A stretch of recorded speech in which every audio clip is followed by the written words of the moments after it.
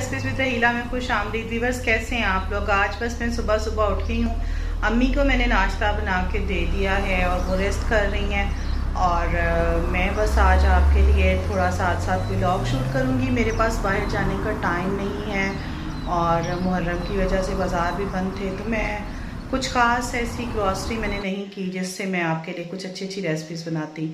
तो आज मैं आपके साथ अपनी लास्ट वेकेशन की जो रूटीन है उसको शेयर करूँगी। तो आइए फिर छोटे छोटे काम करते हैं, नाश्ता बनाते हैं और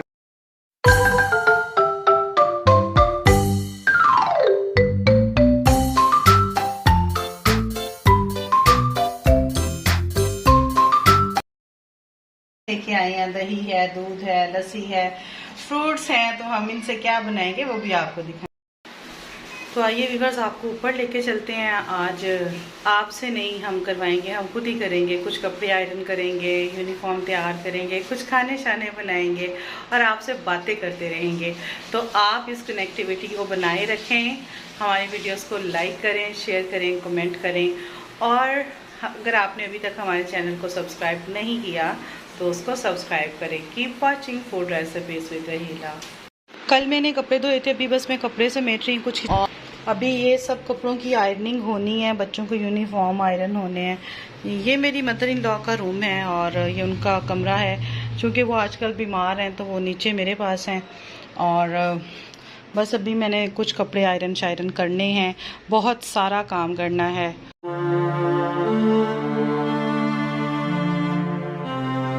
लाहौर के अंदर गर्मी बहुत ज़्यादा है, लेकिन हम साथ साथ सारे काम करें। अपने जो नेक्स्ट वर्किंग डेज है उसकी सारी प्रेपरेशंस करेंगे and we will keep on sharing with you. Keep watching food recipes with Raheela. Don't forget to like, share and subscribe. तो इशू आता है कि जब हम शामी बनाते हैं तो शामी का जो पेस्ट है वो बहुत पतला बन जाता है। तो मैं आपको बताऊं कि जो पेस्ट है वो मिक्स करने से पहले उसकी कंडीशन इस तरह की होनी चाहिए, तो कभी भी आपके शामी जो है वो पतले नहीं बनेंगे। छुट्टी का दिन था और छुट्टी का दिन जो है वो वर्किंग मदर्स के लिए तो मैं कहती हूँ किसी ब्लेसिंग से कम नहीं है। और मैं भी आज बस इसका फ़ायदा उठा रही थी, तो मैंने सोचा कि क्यों ना बच्चों के लंच बॉक्स के लिए कुछ शामी बना के रख लिए जाएं, कुछ ड्यूरिंग वीक की तैयारी करके रख ली जाए। तो बस मैं कर रही थी, तो मैंने सोचा कि व्यूअर्स के साथ इस रूटीन को शेयर करते हैं और उन्हें अच्छी अच्छी टिप्स भी देते हैं कि किस तरीके से आप अपने टाइम को यूटिलाइज कर सकते हैं और जब आपके ऊपर बहुत सारी रिस्पॉन्सिबिलिटीज़ होती हैं तो बैलेंस कैसे क्रिएट करते हैं। वेल व्यूअर्स देखें, ये इस तरह का पेस्ट बन के तैयार हुआ है जिसके अंदर चिकन और दाल का तनासुब बहुत अच्छा है और दाल अच्छे से मैंने इसके अंदर जो है वो मैश कर ली है। और जब इसकी आप शामी बनाएंगे आप देखें तो ये बहुत अच्छी है, बहुत अच्छी शामी बनेगी। ये ना तो पतली होगी ना फैलेगी। बेशक आप इसको ताज़ा शामी बना के इस्तेमाल करें या फिर आप इसको फ्रीज करके इस्तेमाल करें, तो ये शामी जो है ये पतली नहीं होगी, बिखरेगी नहीं और बहुत अच्छी शामी बन के तैयार होगी। वेल व्यूअर्स देखिए, मैंने शामी रेडी कर ली है और अगर मैं आपको दिखाऊं तो शामी जो है ये बहुत अच्छा और सॉलिड बन के तैयार हुआ है और जब आप इसको फ्राई करेंगे ना ये बिखरेगा ना ही ये ख़राब होगा। और अगर आप चाहते हैं कि आपको मैं शामी की पूरी रेसिपी में देखना चाहते हैं तो आप जाकर मेरे चैनल में शामी की रेसिपी को देख सकते हैं।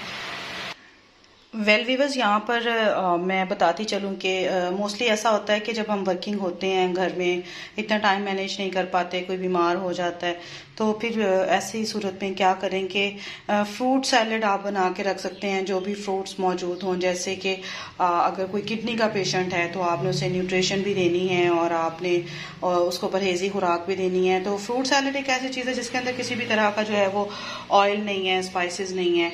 तो मैं क्या करूँगी कि मैं आज ये सैलड्स बना के रख लूँगी, शामी बना के रख लूँगी और कुछ और चीज़ें बनाऊँगी इंशाल्लाह, वो भी आपके साथ शेयर करती चलूँगी। तो इनको मैं एयर टाइट जार के अंदर जो है वो स्टोर कर लूँगी रेफ्रिजरेटर के अंदर और जब ज़रूरत होगी तो आप फ़ौरन आप पेशेंट को सर्व कर सकते हैं, बच्चों को सर्व कर सकते हैं। It's healthy for all ages and for all people. अगर आप हेल्दी हैं तो भी आपके लिए बिल्कुल के बेस्ट है। अगर आप सिक हैं, किसी तरह की डिजीज़ से फाइट कर रहे हैं तो भी आपके लिए बिल्कुल परफेक्ट।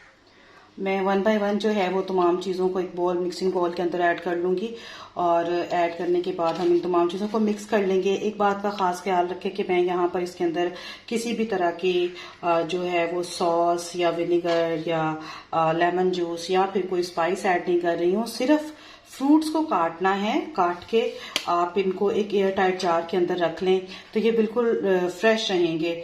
मैंने यहाँ पर कुकम्बर लिया है, पीच लिया है और मैंने ग्रेप्स लिए हैं और ग्रेप्स के साथ मैंने एप्पल लिए हैं। आपके पास जो भी फ्रूट मौजूद हो आप उसका इस्तेमाल कर सकते हैं और इन सबको मिक्स करके मैं रख लूँगी और जब भी मुझे ज़रूरत पड़ेगी तो मैं ये छोटे छोटे लंच बॉक्सेस बना के रख लूँगी और पर सर्विंग जो है वो इनको मैं इस्तेमाल करती रहूँगी। इन तमाम इंग्रेडिएंट्स को मैंने मिक्स कर लिया है और ये पर पर्सन जो है बिल्कुल परफेक्ट सर्विंग है और फुल ऑफ न्यूट्रिशन है। आप चाहें तो इसे without any sauce, without any spice, without any vinegar और लेमन जूस और एनीथिंग आप इसको एज इट इज़ भी सर्व कर सकते हैं। लेकिन अगर आपने इसमें थोड़ा सा फ्लेवर ऐड करना है तो आप इसके अंदर थोड़ा सा जो है वो विनेगर ऐड कर सकते हैं, ब्लैक पेपर और सॉल्ट ऐड कर सकते हैं। लेकिन अगर आप पेशेंट के लिए इस्तेमाल कर रहे हैं तो कोशिश करें कि इसको आप एज इट इज़ सिंपल ही इस्तेमाल करें। और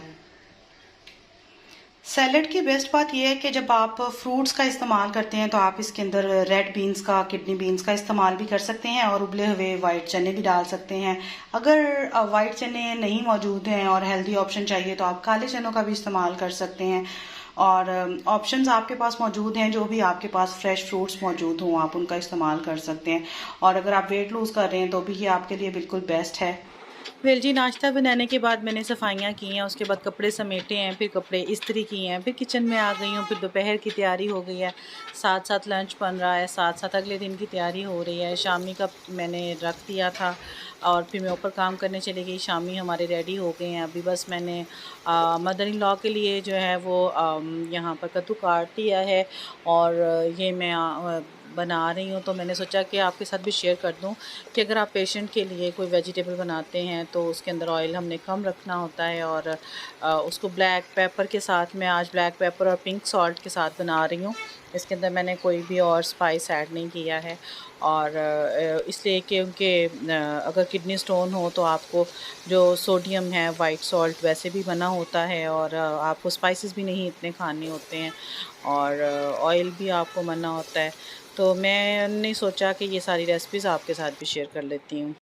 कुछ मैं कमिंग डेज़ के लिए जो है वो 1-2 हंडिया और बना रही हूँ ताकि जब मैं ड्यूटी से वापस आऊँ तो मुझे एज सच ज़्यादा प्रॉब्लम फेस ना करनी पड़े। मैं इनको बनाकर जो है वो एयर टाइट जार के अंदर सेव कर लूँ। वेल जी, ये था हमारा आज का दिन और जैसा भी गुज़रा हमने आपके साथ शेयर किया। आपका दिन कैसा गुज़रा और आपने कैसी तैयारी की और अपने टाइम को कैसे प्रोडक्टिव बनाया। उम्मीद है कि आपको हमारा आज का व्लॉग सेल्फ़ मैनेजमेंट और घर के सारी चीज़ें और एक अच्छा तनासुब जो है वो किस तरह से हम मेंटेन करते हैं, उसकी टिप्स एंड ट्रिक्स आपको अच्छी लगी होंगी। Keep watching food recipes with Raheela. Like, share और सब्सक्राइब करना बिल्कुल मत भूलिएगा। हमें अपनी दुआ में याद रखें। बहुत खुश रहें। खुदा हाफिज़।